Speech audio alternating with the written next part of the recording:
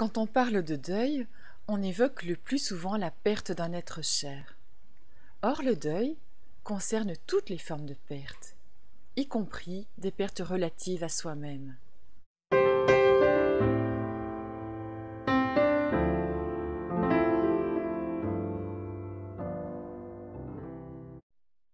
Faire son deuil, c'est faire face à une séparation que l'on subit, une séparation avec un être cher, une séparation par rapport à une situation, par rapport à un objet dont on doit se séparer, peu importe quelle que soit la cause, le deuil, c'est toujours faire face à la séparation de quelque chose ou de quelqu'un à qui l'on tenait.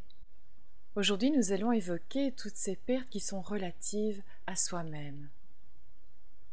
Je vous prends pour exemple le fait d'avoir perdu un bras lors d'un accident, le fait d'avoir perdu la santé par une maladie quelconque, le fait de devoir dire adieu à certains de ses rêves, le fait d'être devenu pauvre après avoir connu une période de faste, de ne plus être reconnu alors qu'avant on était un expert et puis on se retrouve à la pension et on a l'impression de ne plus être quelqu'un.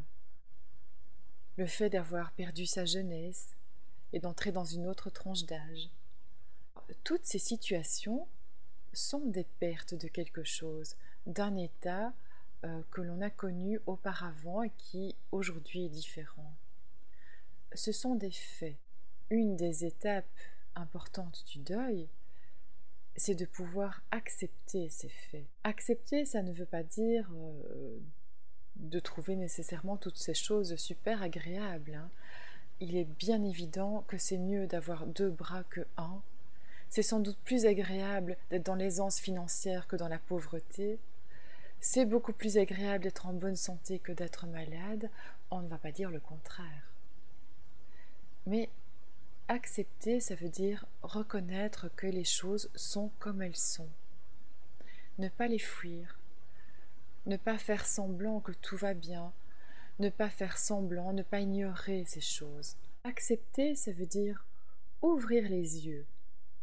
Ouvrir les yeux, voir clair, analyser ce qui se passe, non pas avec le côté émotionnel, mais réellement en regardant les faits, tels qu'ils se présentent à nous. Le moyen de sortir de la souffrance, c'est de quitter les pensées qui nous font souffrir.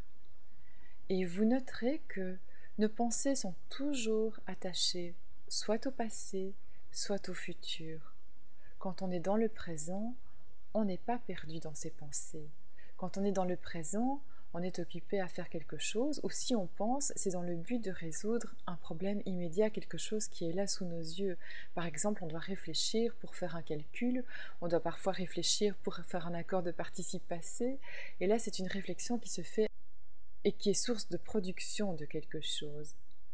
Par contre, quand on pense de manière un peu rêveuse, on est soit projeté dans le futur, à imaginer tout ce qui pourrait survenir, ou alors on est dans le regret ou la rancœur, ou en tout cas dans la mélancolie d'un passé qui n'est plus là. Ça vient nous perturber, ça crée en nous une souffrance. Et si on veut arrêter cette souffrance, eh bien il faut arriver à faire stopper ces pensées. Et donc, quand on traverse le deuil, il y a bien sûr différentes étapes. D'abord, des étapes de grand chagrin, de souffrance. Et ensuite, si on travaille là-dessus, sur les émotions ressenties, on va pouvoir arriver à l'acceptation des choses, à les reconnaître comme des faits. Et puis, on va même pouvoir aller plus loin et aller vers une guérison de ces blessures intérieures. Quand quelque chose ne va pas ou nous fait souffrir, il est évident qu'il faut d'abord ouvrir les yeux pour voir ce qui ne va pas. Comment guérir de quelque chose dont on n'est pas conscient? Alors, la guérison, entendons-nous bien. Ce n'est pas parce que vous ouvrez les yeux que l'être cher va revenir, que votre bras va repousser, ou que vous allez nécessairement devenir riche ou en excellente santé. Par contre, vous êtes en mesure d'appréhender les choses autrement, c'est-à-dire en étant dans la paix.